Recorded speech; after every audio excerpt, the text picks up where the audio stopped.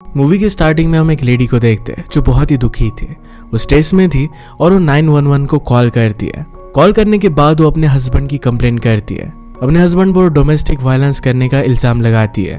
वो कहती है कि मेरा हस्बैंड मुझे बहुत मारता है और इस वजह से मैं बहुत ही दुखी हूँ। कॉल करने के बाद अपने हस्बैंड के साथ वो डिनर करती है।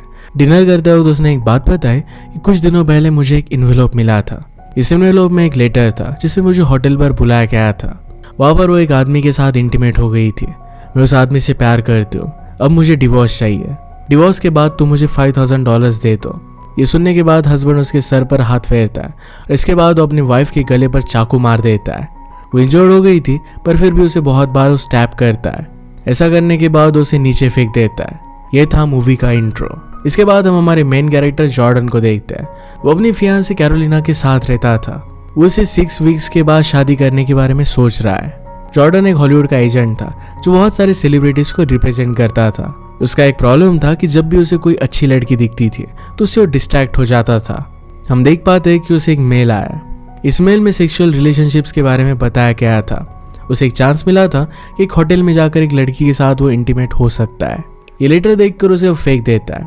रात में वो कैरोलाइन और अपने फ्रेंड्स के साथ डिनर पर आता है। वहाँ पर वो बहुत सारी बातें करते हैं और जैसे कि हमें पता है कि जॉर्डन दूसरी लड़कियों से ज़रा डिस्ट्रैक्टेड हो जाता है, तो अभी भी वो डिस्ट्रैक्टेड फील करता है।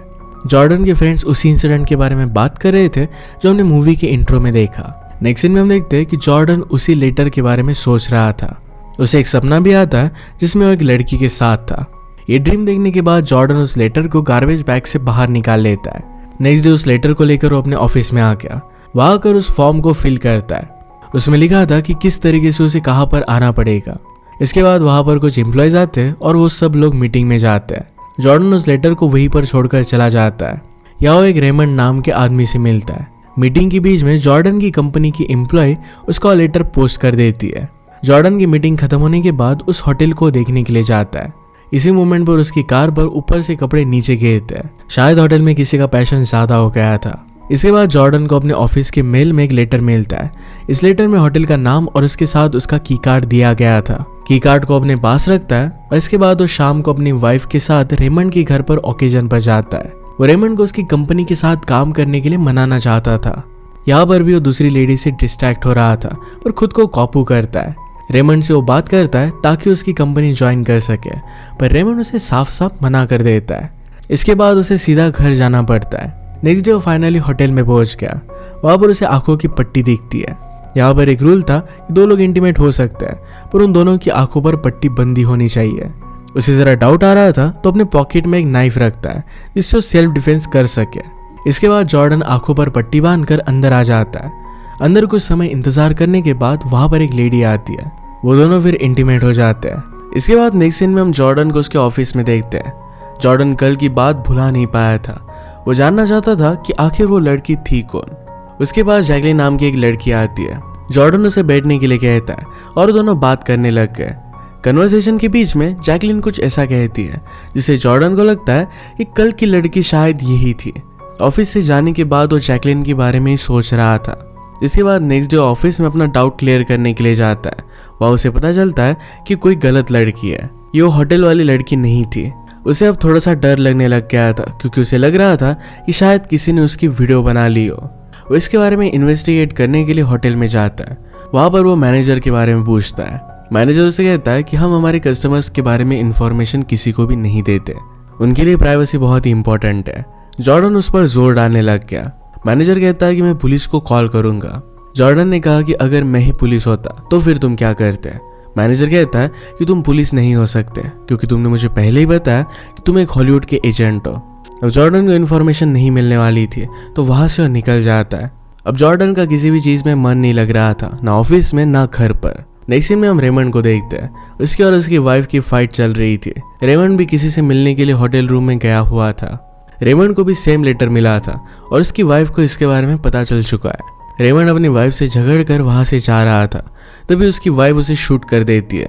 उसकी कार में डेथ हो जाती है। इसके बाद नेक्स्ट सीन में हम जॉर्डन के फ्रेंड पीजे को देखते हैं। वो दोनों बहुत ही अच्छे फ्रेंड्स थे। जॉर्डन पीजे को सारी बात बताता है।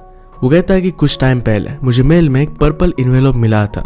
उसमें वन नाइट स्टैंड के बारे में जो भी लिखा था सब कुछ वो बता देता है। पीजे ने पूछा कि वो लड़की कैसी थी। जॉर्डन कहता है कि मैंने उसे नहीं देखा क्योंकि दोनों की आंखों पर पट्टी बंधी हुई थी। उसे कुछ भी समझ में नहीं आता कि आखिर चल क्या रहा है। इसके बीच जॉर्डन को पता चलता है कि रेमंड अब मर चुका है। इस चीज का फायदा उठाते हुए वो बिल्डिंग के मैनेजर के पास आया। वो कहता है कि मैं पुलिस में हूँ और रेमंड नाम के आदमी की डेथ हो गई है। हमें पता चला है कि आखिरी बार वो इसी बिल्डिंग में आया था। उसे फिर एक सीसीटीवी फुटेज मिला। इसी उसे एक आदमी मिलता है जो लोगों के मेल्स को डिलीवर करता है। वो इसकी इन्फॉर्मेशन निकाल कर उसे ढूंढने लग गया। उस आदमी की बिल्डिंग पर गया और जब उसके घर पर आया तो वहां से एक ओल्ड मैन निकला। जॉर्डन ओल्ड मैन को कहता है कि मैं लुइस से मिलने के लिए आया हूँ। यहाँ पर भी जॉर्डन को कुछ भी नहीं मिलता क्योंकि लुइस की ऑलरेडी डेथ हो चुकी थी। वहां पर उसका फ्यूनरल चल रहा था। ये सुनकर जॉर्डन वहां से चला जाता है। इसके बाद वो पीजे से मिलकर उसे सारी अपनी बात बताता है। ये सब कुछ जो हो रहा था ये सोशल मीडिया से कनेक्टेड था। सोशल मीडिया पर किसी भी यूजर के डेटा को स्टोर किया जाता है। अगर कोई भी यूजर किसी वेबसाइट को विजिट करता है तो उसका डेटा उस वेबसाइट में स्टोर हो जाता है। ये डेटा बहुत टाइम तक उनके पास स्टोर रहता है।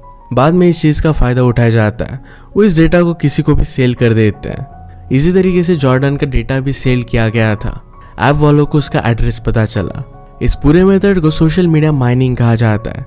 अब पीजे जॉर्डन को उसी मर्डर के बारे में बताता है जो मूवी के स्टार्टिंग में हमने देखा था। उस लड़की को भी इसी टाइप का इन्वेलप मिला था। वो भी होटल में गई थी। उसके हस्बैंड को इस सब के बारे में पता चला था और इसी वजह से उसने उसे मार दिया। जॉर्डन अब घबरा जाता है कि शायद उसके साथ भी ऐसा ही होगा। नेक्स्ट सीन में हम एक कपल को देखते हैं। हस्बैंड अपनी वाइफ को अपने पास बुलाता है। वाइफ के पास एक इलेक्ट्रिक स्मोकर था। उसे लेने के बाद हस्बैंड की डेथ हो जाती है। इसके बाद वाइफ भी इसे सूंघ लेती है और उन दोनों की डेथ हो गई। इस सीन को देखकर हम समझ पाते हैं कि उस आदमी को भी वो पर्पल इन्वेलप मिला हुआ था। वाइफ को सारी बातें पता चल गई थी और इस वजह से उसने अपने हस्बैंड के साथ खुद की भी जान ले ली। स्मोक में उसने पॉइजन डाला हुआ था। नेक्स्ट सीन में जॉर्डन अपने फियांसे के कहने पर कुकिंग क्लास में आया हुआ था। वो ऑलरेडी जरा डिस्टर्ब था और इसी वजह से गुस्सा करने लग जाता है। इसके बाद उसके और उसके फियांसे के बीच में लड़ाई हो जाती है। अपनी लड़ाई को सॉर्ट आउट करने के लिए वो दोनों फिर एक ट्रिप पर जाने का डिसाइड करते हैं। ट्रिप पर आने के बाद भी कुछ भी नहीं बदला। वो दोनों फिर से लड़ने ही लग गए थे। इसके पीछे का रीजन ये था कि कैरोलाइन को लग रहा था कि जॉर्डन उससे कुछ तो छुपा रहा है। उन दोनों के बीच में बहुत बड़ी फाइट होती है। रात में जॉर्डन ने उसके लिए खाना बनाया ताकि उसे मना सके। कैरोलाइन उसके पास आती है और दोनों इंटीमेट होते हैं। नेक्स्ट डे जब वो ट्रिप से आए तो एक रेस्टोरेंट में रुके। वहां पर जॉर्डन एक लेडी को बैठी हुई देखता है। देखकर वो समझ जाता है कि वही लड़की है जिसके साथ वो इंटीमेट हुआ था। उसके पास हो गया। उसके पास जाकर उसे हाय करता है। सामने बैठी लड़की कुछ भी समझ नहीं पाती कि चल क्या रहा है। वो उससे पूछता है कि क्या तुम मुझे जानती हो। वो लड़की इस पर ना कहती है। वो लड़की इस पर कहती है कि मैं तुम्हें जान कैसे सकती हूँ। या उससे वो बहुत सारे क्वेश्चन पूछता है कि जैसे उसका नाम क्या है, पर लड़की एक भी क्वेश्चन का आंसर नहीं देती। वो उसे कहती है कि तुम्हें कोई ना कोई तो मिसअंडरस्टैंडिंग हुई है। वो दोनों बात कर रहे थे तभी वहां पर कैरोलाइन आ गई। वो उसे कहता है कि ये लड़की एक एक्ट्रेस है, मैंने इसे पहले देखा था। कैरोलाइन उसे यहाँ से चलने के लिए कहती है, पर जॉर्डन उसे कहता है कि मेरा कार्ड में वेट करो, मैं थोड़ी देर में काम करके वापस आता हूँ। कैरोलाइन चली गई। जॉर्डन उस लड़की से पूछने लगता है कि वो लोग ये सब काम करते कैसे हैं, क्या तुम ये सब पैसों के लिए करती हो। ये सब पूछते हुए उसका मोबाइल रिंग होने लगता है और वो बाहर आ गया। उसने देखा तो कैरोलाइन उसे अकेला छोड़कर वहां से चली गई थी क्योंकि उस पर गुस्सा हो गई थी और उस पर थोड़ा सा भी ट्रस्ट नहीं करती। कैरोलाइन उस पर हमेशा शक करती है। जॉर्डन उसे एक वॉइस मैसेज करके समझाता है कि एक लड़की एक राइटर है और एक वॉइस आर्टिस्ट भी है।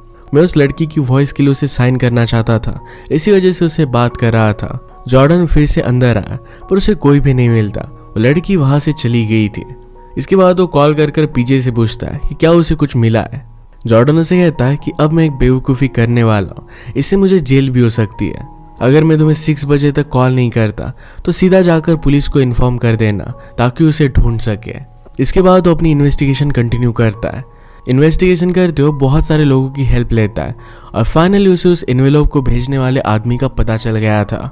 इसके बाद वो उस आदमी की लोकेशन पर जाता है। उसने मास्क पहना हुआ था, साथ में उसके हाथों में हथौड़ा भी था। उस आदमी को छुपके से देख रहा था। वो आदमी काम कर रहा था, तभी मौका देखकर जॉर्डन अपने हथौड़े से उस पर वार करता है। वो आदमी उसे ऐसा करने से मना करता है, कहता है कि उसे सब कुछ बता देगा। उस आदमी का नाम जॉनी था। जॉनी उसे सारी बात बताता है कि उसने ऐसा किया क्यों। वो कहता है कि मैं सब लोगों को कनेक्ट करने के लिए कहता हूँ। वो एक काम 3 स्टेप में करता है। उसमें वो 3 लेटर्स भेजता है। पहले जिसमें इन्विटेशन होता है, दूसरा जिसमें होटल का कार्ड होता है और तीसरा येलो एनवेलप जिसमें लिखा होता है कि अगर उनके सामने वाले जो होटल में थे उनकी आइडेंटिटी अगर उन्हें पानी है तो इसके लिए पैसे देने पड़ेंगे। ये सब कुछ जो एक पैसों के लिए कर रहा था, ये उसके लिए एक एक्सपेरिमेंट था।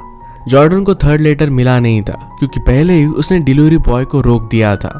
उसने उससे कहा था कि फिर से बिल्डिंग में लेटर पोस्ट मत करना। जॉर्डन उसे कहता है कि फिर से ऐसा कोई भी लेटर पोस्ट मत करना। वो फिर उसे धमका कर वहां से चला जाता है। इसके बाद जॉर्डन अपनी बिल्डिंग के पार्किंग लॉट में आया या वो बाकी एनवेलप देखता है जिसे वो जलाने लग गया। ये करते हुए उसे कैरोलाइन देख लेती है। वो पहले बहाने बनाने लग गया पर बाद में उसे सब कुछ सच सच बता देता है। उसे इस एनवेलप्स और लेटर की सब कुछ बात बताई हुई थी। वो कहता है कि इस टेंशन में मैंने फिर से ड्रिंक करना स्टार्ट कर दिया था। अपनी सारी प्रॉब्लम्स उसे बताता है। उसे कहता है कि अब मैं फिर से शर्मिंदा नहीं होना चाहता, अगर तुम चाहो तो मुझे मार सकती हो। या कैरोलाइन उसे माफ कर देती है क्योंकि उसे एनवेलप्स के बारे में पता था। उसे भी एक लेटर मिला था और वो भी होटल पर जाकर आई थी। उनके बीच में सब कुछ क्लियर हो जाता है। वो दोनों साथ में रहने का डिसाइड करते हैं। वो दोनों अपनी रिलेशनशिप पर वर्क करना चाहते थे। इसी के साथ ये मूवी एंड हो जाती है। अगर आपको इसकी मिस्ट्री अच्छी लगती है तो लाइक और कमेंट जरूर कर दीजिएगा। ये बहुत सारी मूवीज लेकर आता रहता हो तो प्लीज चैनल को सब्सक्राइब कर दीजिए और बेल नोटिफिकेशन आइकन दबाना मत भूलिएगा। मूवीज मिलेंगे और एक नई मूवी के साथ, तब तक के लिए थैंक यू और आप अपने आप का ख्याल रखिए।